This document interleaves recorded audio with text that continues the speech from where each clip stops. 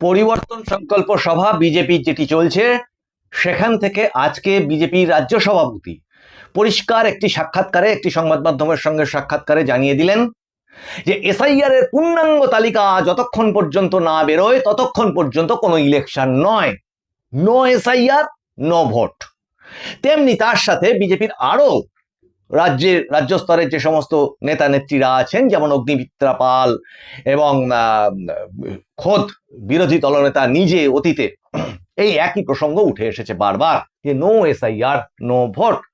কিন্তু ইতিমধ্যে মানুষের ভাষায় আপনারা যারা এই প্রতিবেদন দেখেন, এই এপিসোডগুলোতে কিন্তু আমরা বারবার করে এই সন্দেহ প্রকাশ করেছি গত 1 থেকে 1.5 মাস আগে থেকে, যে ঠিক সময় মতো এসআইআর সম্পূর্ণ না হতে পারলে যেভাবে রাজ্যের শাসক দল এসআইআর প্রসেসটাকে বাধা দিয়ে চলেছে, সেটা যদি না হতে পারে তাহলে অনিবার্য রাষ্ট্রপতি শাসনের দিকে রাজ্য চলে যেতে পারে।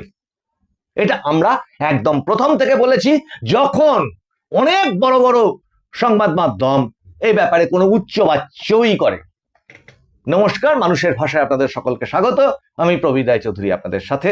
আজকের এপিসোডে ঠিক সেই কথাটাই বলতে যাচ্ছি আপনাদেরকে, যে আর কি কি অপেক্ষা করে আছে, আর একটা বিরাট বড় ইঙ্গিত কি আজকে ঘটে গেল।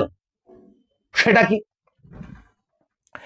হঠাৎ করে যে যুব সাথী নিয়ে যে সমস্ত প্রকল্প মুখ্যমন্ত্রী চালু করেছিলেন গত মাসে, এবং তার অ্যাপ্লিকেশনের যে ঢল নেমেছিল, এখনো পর্যন্ত আমাদের কাছে যা সূত্র মারফত তথ্য, যে প্রায় 85 লক্ষের ওপর, এবং আগের গুলো যদি ধরা হয় আরো 14 লক্ষ মতো কি একটা ভাতা ছিল, যুব ভাতা নাকি, সেগুলোকে যদি টোটাল করে ধরা হয় 14 কি 16 লক্ষ মতো, তাহলে কি দেখা যাচ্ছে প্রায় 1 কোটি মতো এই ভাতার জন্য অ্যাপ্লিকেশন বা যুব সাথীর অ্যাপ্লিকেশন। তাহলে এই যুব সাথীর অ্যাপ্লিকেশন হচ্ছিল, যেটা মুখ্যমন্ত্রী বলেছিলেন 1 এপ্রিল থেকে সেটি কার্যকর হবে বা টাকা তারা পাবেন 1,500 টাকা করে। আজকে যে মুখ্যমন্ত্রী যে ধর্ণা মঞ্চ চালু করেছেন, গতকাল থেকে পূর্ব ঘোষিত ছিলই সেটা আজকেও চলছে, এবং সেখানে অন্যান্য যে যে ঘটনাগুলি আছে সেগুলো আমরা অন্য এপিসোডে আলোচনা করব, সেগুলো সবাই আপনারা দেখতেই পাচ্ছেন। কিন্তু সেই ধর্ণা মঞ্চ থেকে মুখ্যমন্ত্রী আচমকা ঘোষণা করলেন যে যুবসাথী টাকা 1 এপ্রিল থেকে পাওয়ার কথা ছিল, সেটা আজ থেকে চালু করে দেওয়া হোক, বা আজ থেকে চালু হলো। কেন? প্রশ্নটা হচ্ছে কেন? শরদিন্দু বন্দ্যোপাধ্যায়ের অর্থম অনর্থম এই গল্পটাতে একটি খুনের তদন্ত, এই গল্পটা, সেই গল্পটাতে যেখানে খুনটি হয়েছে সেখানে গিয়ে ব্যোমকেশ বক্সী এবং তার সহকারী অজিত এবং সঙ্গে একজন পুলিশের দারোগা ছিলেন, তাদের যে কথোপকথনটা এখানে আপনাদেরকে আমার যতটুকু স্মৃতিতে আছে সেইটুকু আপনাদেরকে বলছি। সে খুব ইম্পর্টেন্ট ব্যাপারটা, যে ঘটনা তো ঘটে যায়, যে ওইখানে দেখা গেছিল যেখানে খুনটি হয়েছিল সেখানে একটি চায়ের কাপ আছে। এবার সেই চায়ের কাপ থেকে খানিকটা চা মাটিতে পড়েছিল। তা ব্যোমকেশ বক্সী সেখানে গিয়ে সন্দেহ প্রকাশ করেন চাটা একটুখানি মুখে দিয়ে, যে এই দাগটা কেন? তখন দারোগা উত্তর দিলেন, কেন আবার হবে, খেতে গেছিল তাই চলকে পড়ে গেছে। তা বলছে, হ্যাঁ পড়ে গেছে সেটাও বুঝলাম, কিন্তু প্রশ্ন হলো কেন? আমারও প্রশ্ন, আমাদেরও প্রশ্ন, কেন হঠাৎ করে 1 এপ্রিলে ঘোষিত প্রকল্প আজকে এত আগে এগিয়ে আনার কারণটা কি? আগামীকাল নির্বাচন কমিশনের ফুল বেঞ্চ রাজ্যে আসছে জ্ঞানেশ কুমারের নেতৃত্বে সিইসি, এবং আমরা এটা জানি যে 60 লক্ষ পেন্ডিং বা অ্যাডজুডিকেশন কেস রয়েছে এসআইআর এর, সেটা আর বোধহয় এই সময়সীমার মধ্যে কমপ্লিট করা বা ভোট ঘোষণার সময়সীমার মধ্যে কমপ্লিট করা কখনোই প্রায় সম্ভব না, যদি না সুপ্রিম কোর্ট বা হাইকোর্ট আরো প্রচুর সংখ্যক বিচারক বা অন্য কোনো পদ্ধতি অবলম্বন করেন। নির্বাচন কমিশনের যদি অনুরোধ বা অন্যান্য পদ্ধতি তৈরি হয়, যে প্রচুর পরিমাণে সারা ভারতবর্ষ থেকে বিচারক বা বিচারপতিদের এনে জিনিসটাকে যদি দ্রুত কমপ্লিট করবার চেষ্টা করা হয়। কারণ খুব একটা সহজ সময়সীমা। আজকে 7 তারিখ, আগামীকাল 8 তারিখ, 14 তারিখ আসছেন প্রধানমন্ত্রী, এবং যেটা শোনা যাচ্ছে সূত্র মারফত যে উনি কিছু সরকারি প্রকল্পেরও ঘোষণা করতে পারেন। তাহলে এমসিসি বা মডেল কোড অফ কন্ডাক্ট চালু হয়ে গেলে কোন ধরনের সরকারি মানে ওই ধরনের প্রকল্পকে আর সেখানে সেই রাজ্যে ঘোষণা করা যায় না। তাহলে এটা আমরা আন্দাজ করেই নিতে পারি যে ভোট ঘোষণা যদি হতো বা হয়ও, সেটা হচ্ছে 14 তারিখের পর, অঙ্কের হিসেব। তাহলে ভোট ঘোষণা যদি হয়, তাহলে মনোনয়নপত্র জমা দেওয়ার জন্য মোটামুটি 34 দিনের একটা সময়সীমা আমরা অতীতে দেখেছি ধরা থাকে। তাহলে ওই যে 34 দিন যদি 15 তারিখ এপ্রিল থেকে ধরা, এই মার্চ মাসের 15 তারিখ থেকে ধরা হয়, তাহলে 15 দিন গেল, হয়ে গেল এপ্রিল মাস, 1 এপ্রিল। আরো 15 দিন চলে যাবে এপ্রিলের মাঝামাঝি জায়গাটাতে শুধু মনোনয়নপত্র জমা দেওয়া। তাহলে এপ্রিলের 15 তারিখের মধ্যে কি এই পরিমাণ, যেটা এখনো পর্যন্ত জানা যাচ্ছে মোটে 7 লক্ষ আবেদনের নিষ্পত্তি তারা করতে পেরেছেন, সূত্র মারফত খবর বা গণমাধ্যমেও সেটা আছে। তাহলে ব্যালেন্স যে এখনো পর্যন্ত 53 লক্ষ মতো বা তার একটু বেশি, সেইটা পেন্ডিং রয়েছে, সেইটা এই সময়কালের মধ্যে কি সম্ভব কমপ্লিট করা? আর যদি তা না হয়, তার মাঝখানে একটা বিশেষ ঘটনা ঘটে গেছে, সেটা হচ্ছে রাজ্যপালের বদল। রাজ্যপাল সিবি আনন্দ বোস পাল্টে গিয়ে, যাকে অনেকেই বলতেন good for nothing, coat unquote, রাজনৈতিক নেতাদের বক্তব্য, তিনি তার পদত্যাগের পরিপ্রেক্ষিতে আরএন রবি, দুধে আমলা, সিবিআই এর এক সময়কার ডিরেক্টর, কি বলে আইবির এক সময়কার ডিরেক্টর, এবং ন্যাশনাল যে আমাদের যে নিরাপত্তা উপদেষ্টা, তার উপদেষ্টা ছিলেন উনি। দীর্ঘদিন বিভিন্ন রাজ্যের রাজ্যপাল হয়েছেন, এবং এই মুহূর্তে তিনি তামিলনাড়ুর রাজ্যপাল হয়ে আছেন, এবং সেখানে তার সাথে রাজ্য সরকারের বেশ সংঘাতের খবর এই মুহূর্তে আপনারা সকলেই জেনে গেছেন। এই ঘটনাটা ঘটে গেছে মাঝখানে। আজকে তিনি রাজ্যে আসছেন দায়িত্ব নিতে। আর এই যে নির্বাচন কমিশন ফুল বেঞ্চ আসছে, তাদের হাতে আর্থিক কি কি তাস আছে।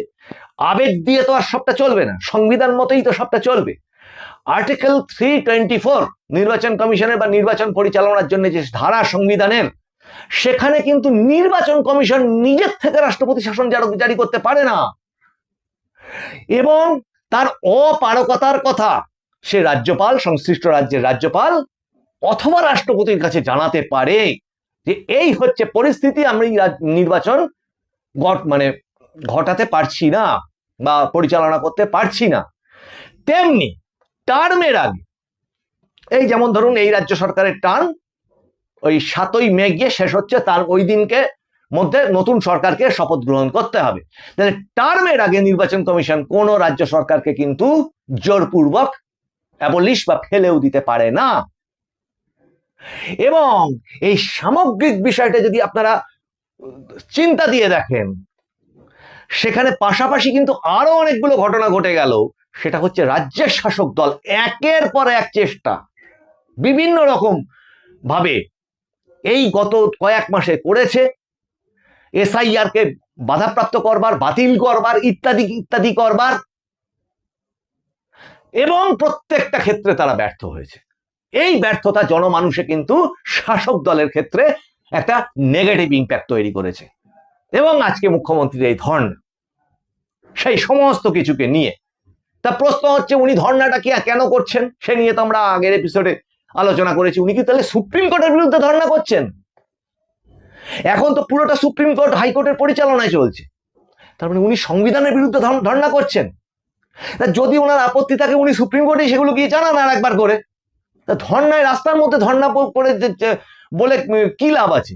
সেগুলো সুপ্রিম কোর্টেই জানাতে পারেন। কাজেই শাসক কোণঠাসা সব দিক থেকে। সেরকম ক্ষেত্রে যেখানে সুপ্রিম কোর্ট বলে দিয়েছে যে বারবার কোর্টে আসলে কি হয় না এরকম ভাবে, এবং ওই জেলা জাজরা আন্ডার অ্যাডজুডিকেশন প্রসেসে যা রায় দেবে সেটাকে সুপ্রিম কোর্টের রায় বলে মানতে হবে। এইখানে হয়ে গেছে বড় চাপ। তাই আর বারবার সুপ্রিম কোর্টে অলরেডি উনি এই মুহূর্তে ধর্নাটা করছেন যে ইস্যুগুলো নিয়ে, অলরেডি আমি অন্যান্য এপিসোডে বারবার বলেছি সেইগুলো সুপ্রিম কোর্টে বারবার হিয়ারিং এ সেইগুলো উঠেছে, সেই প্রসঙ্গগুলো। আর এখানে সেই ধর্নাতে সেই একই প্রসঙ্গগুলো উঠছে, যদিও একটু চেঞ্জ হয়ে গেছে তাদের অবস্থান।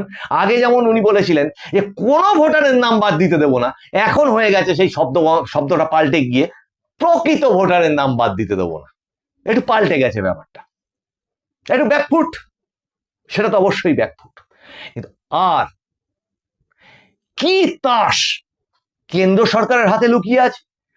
আর নির্বাচন কমিশন এই রকম একটা পরিস্থিতিতে যেখানে একটা সাংবিধানিক সংকট তৈরি হতে যাচ্ছে, সেখানে নির্বাচন কমিশন কি অবস্থান নিতে পারে? তাহলে নির্বাচন কমিশন কি সুপ্রিম কোর্টে গিয়ে বলতে পারে যে আমাদের এই পরিস্থিতি, এই পুরো কাজটা এই সময়কালের মধ্যে শেষ করা যাচ্ছে না? তাহলে নির্বাচন কমিশন এক নম্বর রাস্তা হচ্ছে সুপ্রিম কোর্টে গিয়ে সেটা বলা।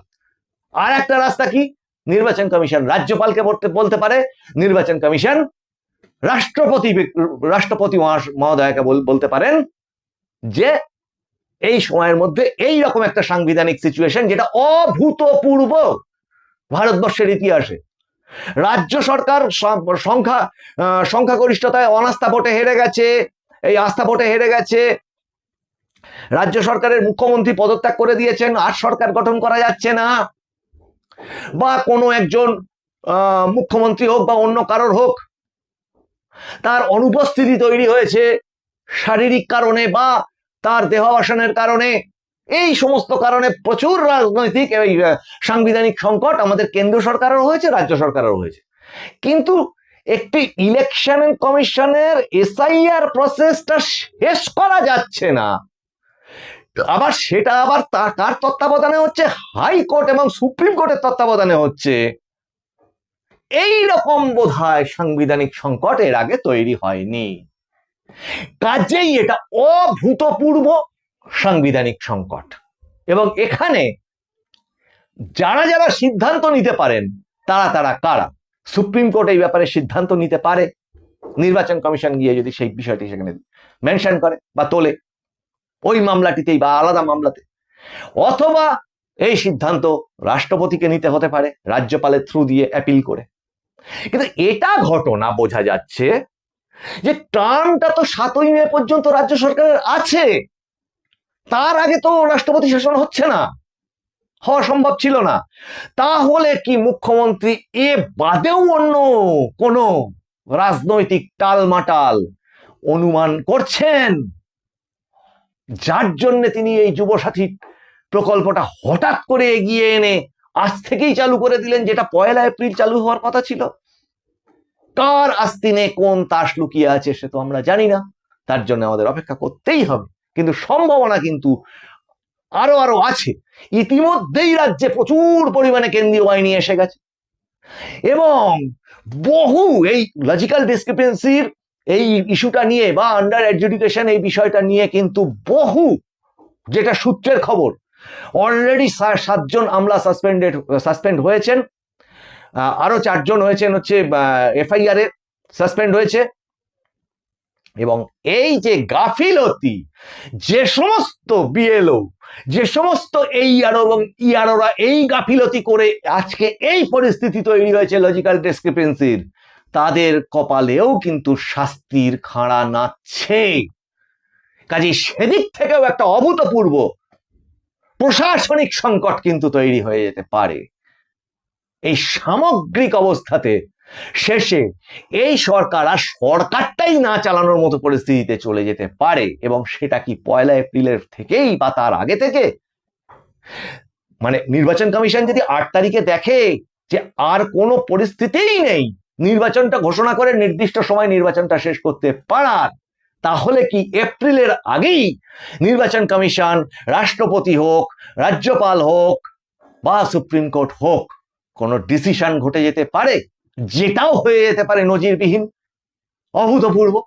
সেটার দিকে আমাদের তাকিয়ে থাকতে হবে। কিন্তু ইঙ্গিত এবং সম্ভাবনা কিন্তু তৈরি হয়েছে। আজকের এপিসোডে এই পর্যন্ত। আপনাদের ভালো লাগলে এপিসোডগুলো আপনারা সাবস্ক্রাইব করুন, লাইক, শেয়ার এবং কমেন্ট করুন। আপনাদের কমেন্ট নিয়ে নতুন এপিসোড আমরা নিয়ে আসছি এবং আমরা হোয়াটসঅ্যাপ নম্বরও চালু করতে চলেছি আপনাদের লেখা এবং সুচিন্তিত ভিডিও, মতামত ইত্যাদির জন্য, যেগুলো আমরা আমাদের এই চ্যানেলে তুলে ধরব এবং আমাদের যে অনলাইন সংবাদ মাধ্যম মানুষেরভাষা.com তাতেও সেগুলো প্রকাশিত করবার চেষ্টা করব। আপনারা নজর রাখুন মানুষের ভাষার পর্দায়। মানুষের ভাষা সকলের মনের কথা বলে। দেখা হচ্ছে আপনাদের সঙ্গে সামনের এপিসোডে। নমস্কার।